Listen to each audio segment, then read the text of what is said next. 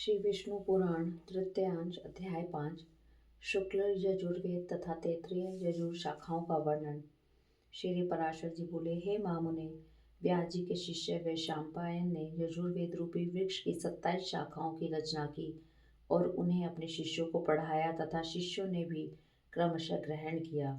हे द्विज, उनका एक परम धार्मिक और सदैव गुरु सेवा में तत्पर रहने वाला शिष्य ब्रह्मरात का पुत्र याज्ञवल्क्य था। एक समय समस्त ऋषिगण ने मिलकर यह नियम किया कि जो कोई महामेरु पर स्थित अपने इस समाज में सम्मिलित न होगा, उसको 7 रात्रियों के भीतर ही ब्रह्म हत्या लगेगी। हे द्विज, इस प्रकार मुनियों ने पहले जिस समय को नियत किया था, उसका केवल एक वैशंपायन ने ही अतिक्रमण कर दिया। इसके पश्चात उन्होंने प्रमादवश पैर से छुए अपने भांजे की हत्या कर डाली। तब उन्होंने अपने शिष्य से कहा, हे शिष्यगण, तुम सब लोग किसी प्रकार का विचार न करके मेरे लिए ब्रह्म हत्या को दूर करने वाला व्रत करो। तब याज्ञवल्क्य बोले, भगवान, ये सब ब्राह्मण अत्यंत निस्तेज हैं, इन्हें कष्ट देने की क्या आवश्यकता है। मैं अकेला ही इस व्रत का अनुष्ठान करूंगा। इससे गुरु वैशंपायन जी ने क्रोधित होकर महामुनि याज्ञवल्क्य से कहा, अरे ब्राह्मणों का अपमान करने वाले, तूने मुझसे जो कुछ पढ़ा है वह सब त्याग दे। तो इन समस्त द्विज श्रेष्ठों को निस्तेज बताता है। मुझे तुझ जैसे आज्ञा भंगकारी शिष्य से कोई प्रयोजन नहीं है। याज्ञवल्क्य ने कहा, हे द्विज, मैंने जो भक्तिवश आपसे ऐसा कहा था, मुझे भी आपसे कोई प्रयोजन नहीं है। लीजिए, मैंने आपसे जो कुछ पढ़ा था वह यह मौजूद है। श्री पराशर जी बोले, ऐसा कह महामुनि याज्ञवल्क्य जी ने रुधिर से भरा हुआ मूर्तिमान यजुर्वेद वमन करके उन्हें दे दिया और स्वेच्छानुसार वहां से चले गए।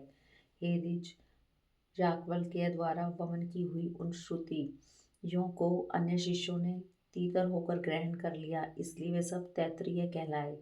हे मुनिसदम, जिन विप्रगण ने गुरु की प्रेरणा से ब्रह्म हत्या विनाशक व्रत का अनुष्ठान किया था, वे सब व्रत आचरण के कारण यजुर शाखा अध्यायी चरका अर्धव्रीयु हुए। तदंतर याज्ञवल्क्य ने भी यजुर्वेद की प्राप्ति की इच्छा से प्राणों का संयम कर संयत चित्त से सूर्य भगवान की स्तुति की। याज्ञवल्क्य जी बोले, अतुलित तेजस्वी मुनि के द्वार स्वरूप तथा वेद त्रय रूप तेज से संपन्न एवं ऋग यजुर तथा साम स्वरूप सविता देव को नमस्कार है, जो अग्नि और चंद्रमा रूप जगत के कारण और सुषुम्न नामक परम तेज को धारण करने वाले हैं, उन भगवान भास्कर को नमस्कार है।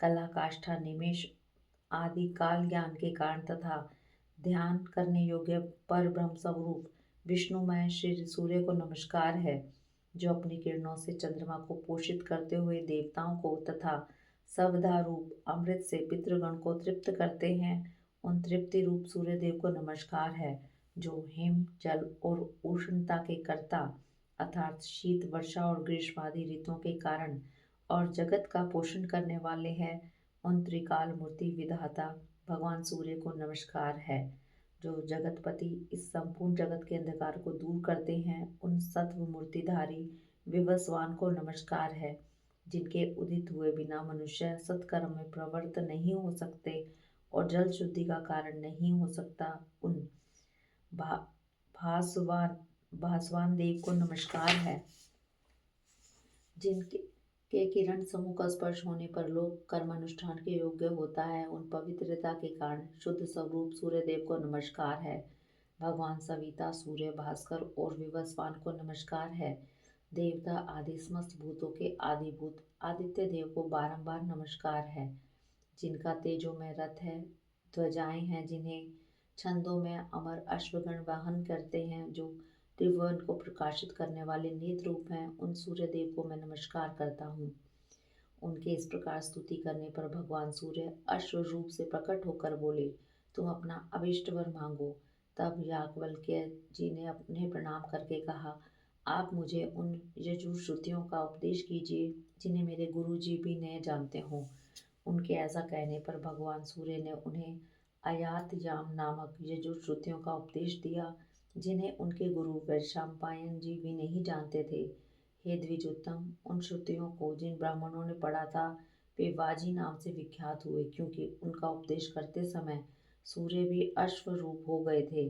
हे महाभाग, उन वाजी श्रुतियों की कांडवादि 15 शाखाएं हैं। वे सब शाखाएं महर्षि याज्ञवल्क्य की प्रवृत्त की हुई कही जाती हैं। इति श्री विष्णु पुराणे तृतीय अंशे पंचम अध्याय।